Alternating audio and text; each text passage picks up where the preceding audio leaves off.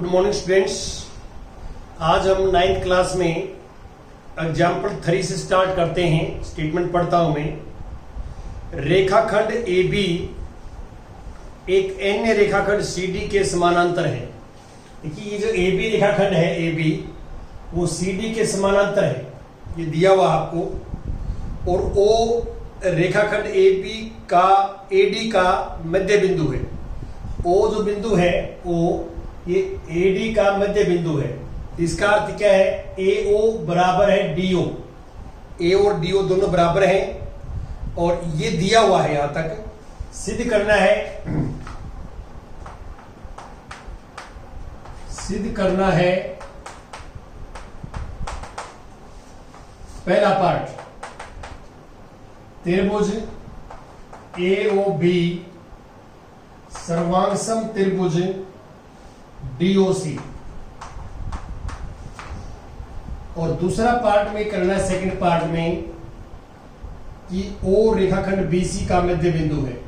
ओ रेखाखंड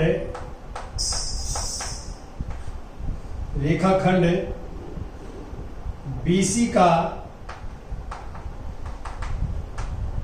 मध्य बिंदु है।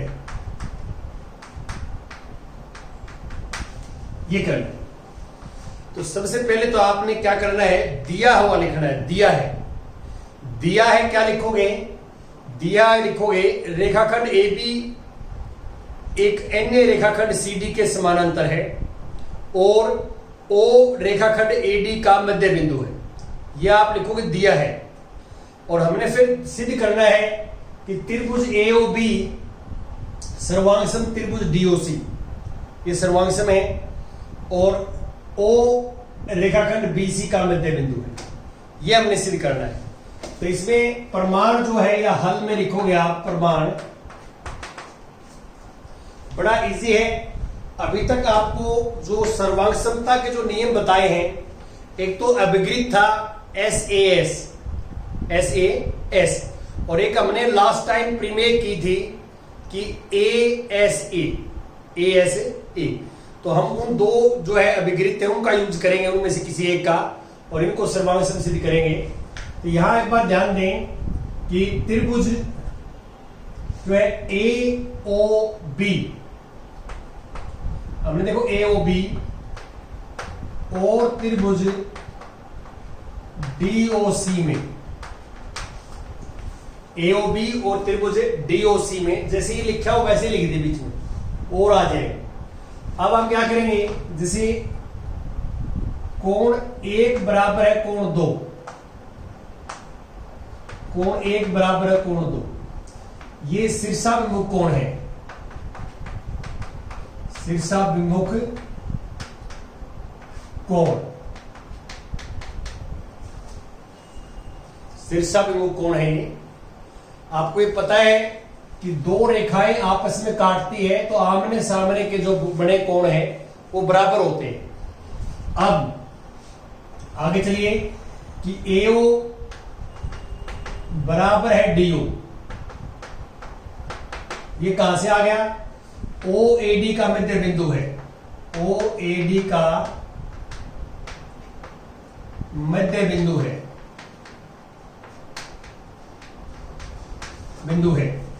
और अब मैं कोण लिखता हूं 3 बराबर है कोण 4। कोण 3 बराबर है कोण 4।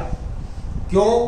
क्योंकि ए बी सी डी के समानांतर है और ये एक तिर्यक रेखा है, तो एकांतर अंत्य कोणों का प्रत्येक युग्म बराबर होता है। ऐसा हो तो यहां पे लिखोगे ये एकांतर अंत्य कोण है, एकांतर अंत्य कोण। तो आप क्लियर देख सकते हैं कि इस त्रिभुज के दो कोण और एक भुजा इस त्रिभुज के दो कोण और एक भुजा के बराबर है। तो इसलिए हम कहते हैं त्रिभुज ए ओ बी सर्वांगसम त्रिभुज डीओसी। और यहां पे जो नियम लगेगा वो लगेगा एस ए रूल, इस रूल से हो जाएगी। और त्रिभुज सर्वांगसम हो तो सीपीसीटी रूल से बाकी पार्ट्स जो बचे हुए वो बराबर होते हैं। तो इसलिए हम कह सकते हैं कि OB बराबर है OC, ये CPCT से, और OB बराबर है OC है, तो बिंदु O BC का मध्य बिंदु है, इसलिए बिंदु O रेखाखंड BC का मध्य बिंदु है।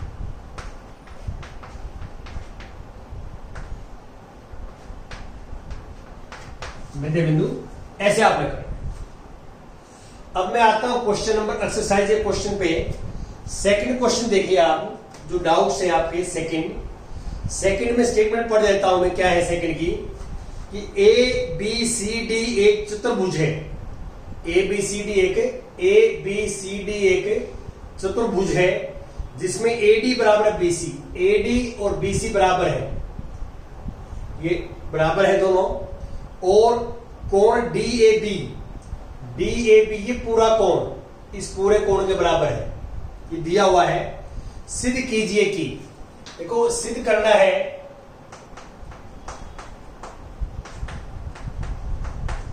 सिद्ध करना है, इसमें 3 पार्ट दिए हुए हैं। पहला पार्ट क्या सिद्ध करना है कि त्रिभुज ABD सर्वांगसम त्रिभुज BAC, ये सर्वांगसम करना। दूसरा पार्ट में क्या करना है, BD बराबर है AC, और तीसरा पार्ट में क्या करना है, कोण ABD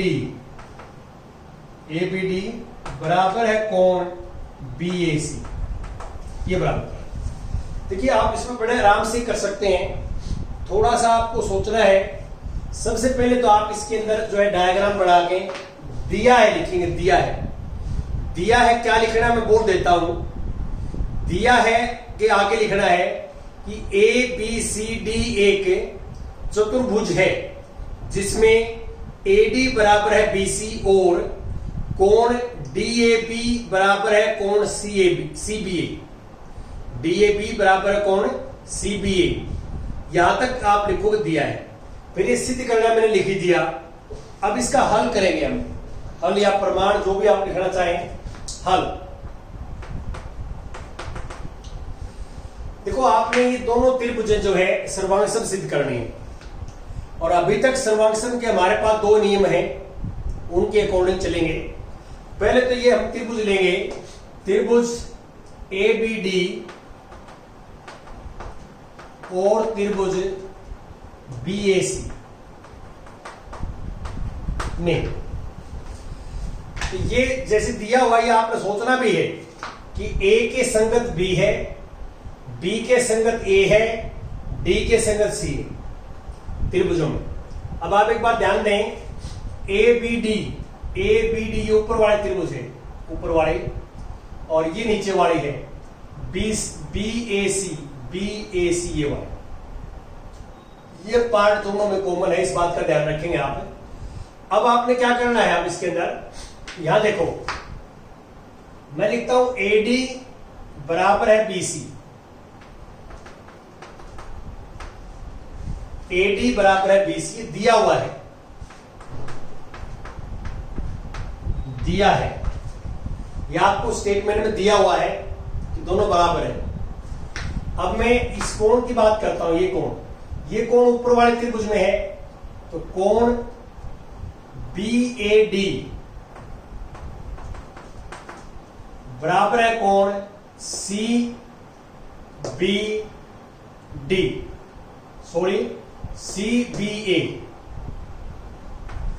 कोण, या ABC लिख दो,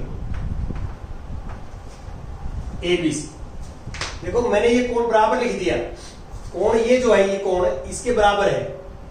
ये वाला जो कोण है ये तो इस त्रिभुज में आता है, और ये वाला जो कोण है वो इस त्रिभुज में आता है, तो एक भुजा बराबर है, ये भी दिया हुआ है, ये भी दिया हुआ है। अब हम क्या करें, ये दोनों में कॉमन भुजा है, AB बराबर AB, ए बी दोनों त्रिभुजों में भुजा है, आप देख सकते हैं ए बी दोनों में है। तो ये सांझी भुजा है या उभयनिष्ठ है?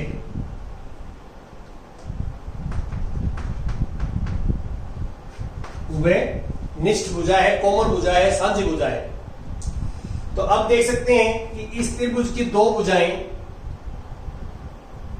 और एक कोण जो बराबर है, देखो दो भुजाएं और बीच का कोण, इस त्रिभुज की दो भुजाएं उनके बीच का कोण बराबर है। तो इस त्रिभुज की दो भुजाएं और उनके बीच का कोण और इस त्रिभुज की दो भुजाओं के बराबर है, बीच के कोण के बराबर है। तो हम लिखते हैं त्रिभुज ए बी डी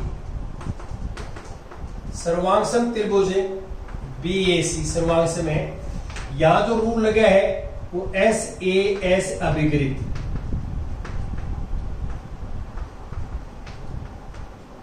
अभिगृत ये लगा है। ये हमारे पास रूल जो अभिगृत है, एस ए एस अभिगृत लगा है। और अब आपको पता है कि दो त्रिभुज आपस में सर्वांगसम हो तो जो बाकी बचे हुए पार्ट्स हैं वो बराबर होंगे। बाकी बचे हुए कैसे? जैसे BD बराबर AC, BD कहां है? देखो BD इसकी तीसरी भुजा है और AC इसकी तीसरी भुजा है। तो देयरफॉर BD बराबर है AC।